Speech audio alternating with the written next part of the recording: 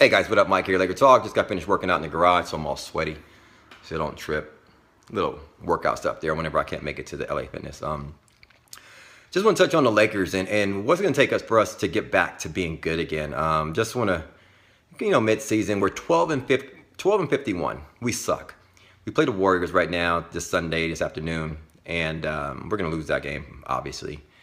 And we're just kind of waiting out the season to seeing what's happening. We were all excited about D'Angelo. We know D'Angelo Russell's good. Okay, so that's over. We know what he's capable of. Okay, so that's over. There's no new thing there. Like when he scores 35 points, we know what he can do. So he showed his superstar potential, but the reality is he's going to have bad games. When you don't have personnel on your team, when you don't have play, like last game, we didn't have everybody. We didn't have Jordan Clarkson, we didn't have Kobe, we didn't have Lou Williams.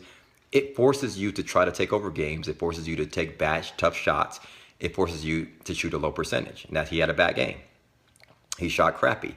Welcome to Kobe Bryant's life, right? That's been his history. When Kobe Bryant doesn't have a good team, he shoots a low percentage. Kobe never really had bad scoring games, but he shot low percentages and we would lose, right? And that's was Kobe Bryant's life when we didn't have good players around, when we had the Smush Parkers and, the Kwame Browns and stuff like that.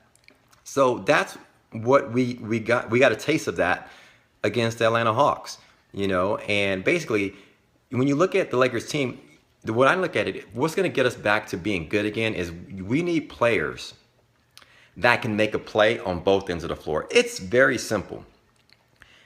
You don't have to be a superstar, but you have to be counted on to make a play on both ends of the floor. Like they say in the NFL, go out there and make a play, right? Go out there and make a play. So on the offensive end, you have to be, when you have the ball in your hand, you have to be counted on to make a play, either make a shot or score the basketball. And on the defensive end, you got to be able to make to help out. We have a lot of players who are considered, we got to consider fat. We got to trim the fat. Like Anthony Brown, he's hurt now. Yeah, I always talk about him. But we can't trust him to make a play, right? He's inconsistent with his shot. I don't know, right? So I always talk about he doesn't even need to be in the league. Marcelo Huertas, whatever. Yeah, he can make a play every blue moon, like a no-look pass to Larry Nance Jr., but can he make a play on the offensive end when it's counted on? Can he make a play on the defensive end? No. So he doesn't belong in the league. Or he doesn't belong in the league, in my opinion, or on our team. Roy Hibbert can't make an offensive play consistently, right? Can't defend consistently. Slow. Falls on the ground every 2 minutes, right? He needs to go. Ryan Kelly. We need to cut all these guys out, right? Guys who can't consistently be counted on to make a play, either offensively and defensively. We got like 4 guys. D'Angelo, Clarkson, Julius, and Larry Nance Jr., right? Everybody else needs to go. So when I look at next year, until we get players in here, like a good 8, 9 players that we can count on in our rotation that can be counted on to make a play both ends of the floor, we're going to suck. If we don't have that, we're going to suck and we're going to miss the playoffs. And we're going to lose a lot of games. And so that's what I see. Regardless of D'Angelo Russell's superstar potential and these guys being good and Clarkson being good and Julius being good, if we don't have a group of guys from like 1 to 8, 1 to 9 that could be counted on, you look at the Atlanta Hawks game. They have a lot of players on their team that they don't have any superstars. They just have players that can play. And they buy into a system. And that leads me to Byron Scott. He still needs to go. There's all this talk about, did his psychological stuff with D'Angelo really help him? Screw that. Byron Scott still needs to go.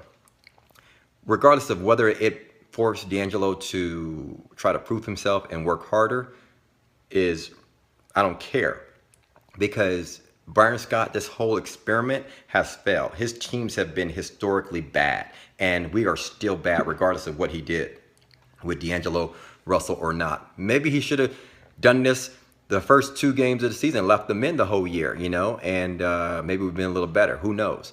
But he still needs to go. The Lakers needs to buy in, need a coach. Like, you look at the Atlanta Hawks.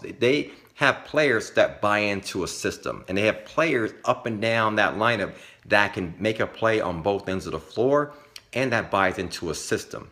So we need a coach that can come in, new system, new blood, that really our players trust and would buy into, build a better defensive system, and a coach where players would run through a wall for. And that's what we need. I don't know who that will be, whether it's Luke, Mark Jackson, Tom Thibodeau. Those are my top three on my list, and I don't know if any of those would be better than the other. But that's just my outlook right now as it stands, 12-51, and what it's going to take for us to get back to being a good team again. We played the Warriors today, like I said, and probably lose that game.